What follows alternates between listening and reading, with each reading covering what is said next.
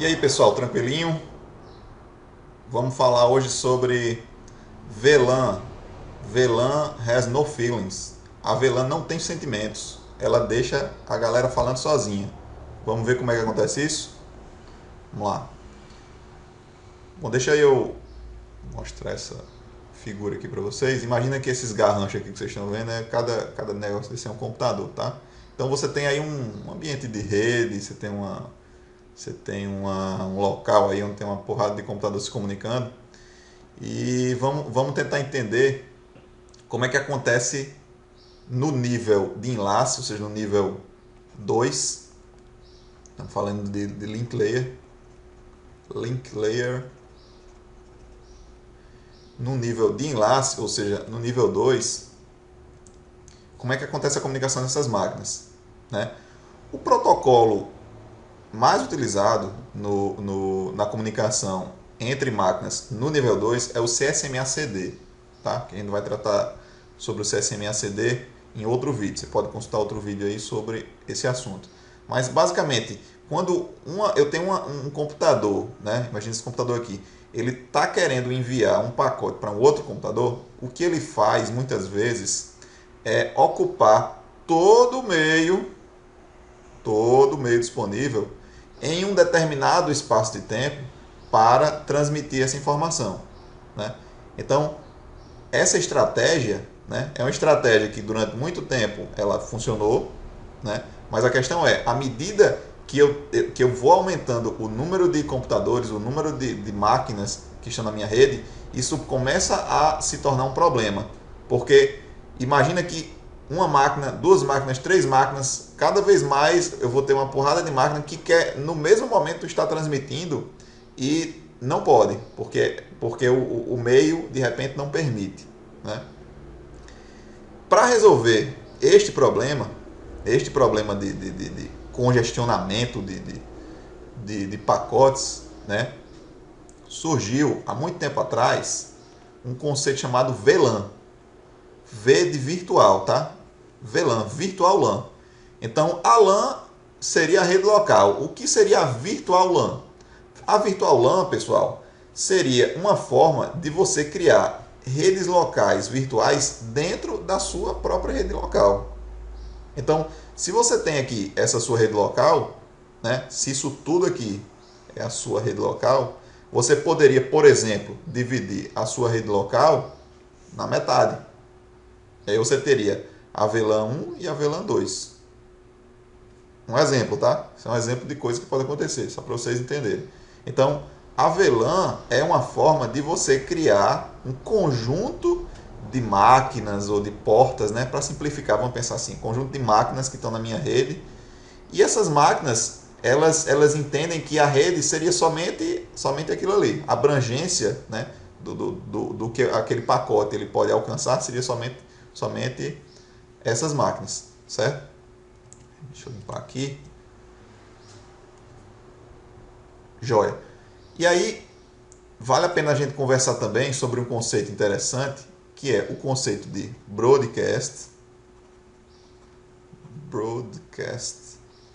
e sobre o conceito de domínio de colisão. Domínio de colisão.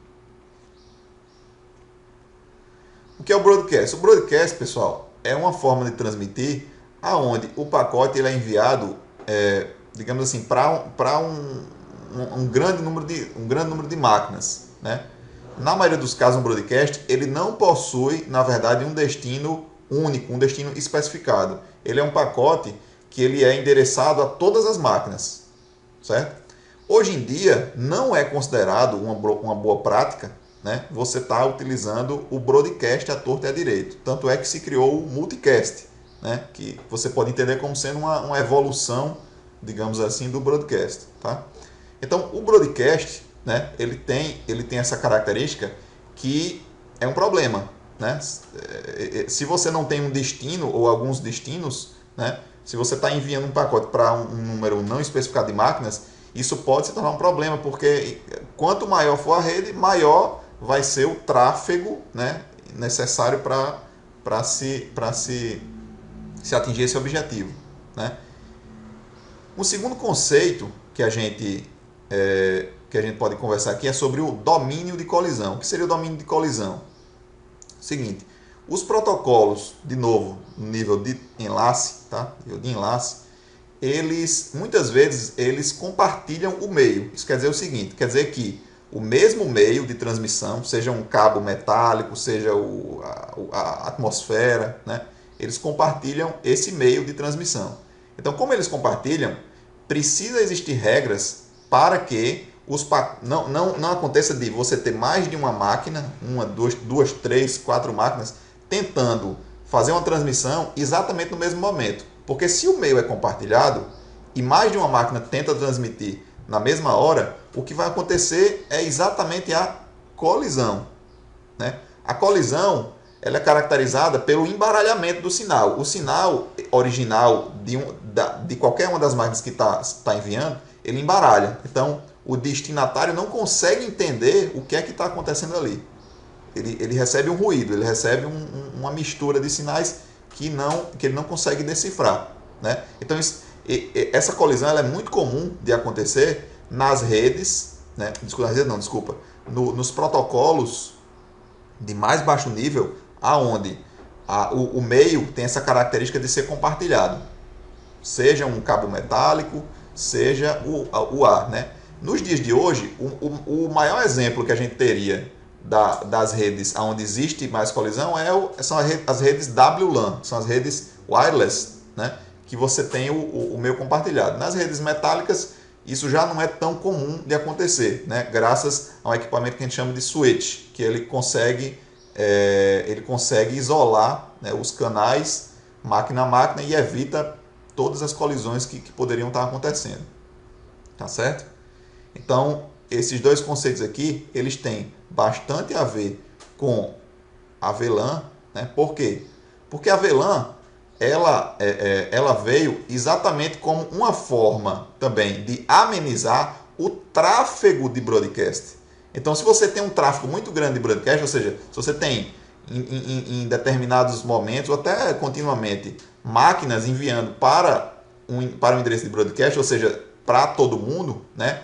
Essas máquinas elas estão congestionando, de certa forma, a rede, né? Isso pode se tornar um gargalo. E a rede tem dificuldade de crescer se ela tem esse comportamento. Então, uma forma de você limitar o tráfego de broadcast é exatamente você criar as VLANs. Então, se eu crio uma VLAN, né? Aí de novo aqui, ó, aquele exemplo que a gente usou, se eu crio uma VLAN, né, com um número de máquinas menor do que o número real de máquinas da minha rede, eu limito, né, a capacidade dessas máquinas de fazerem broadcast, né?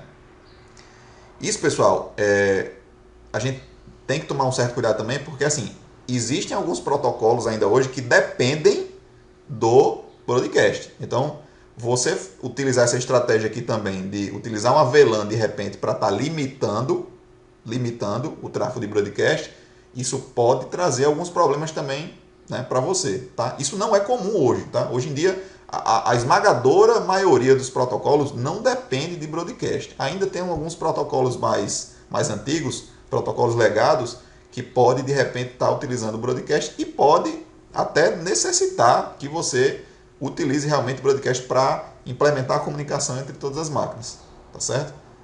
Bom, espero que vocês tenham gostado aí. E esse foi o VLAN has no feelings.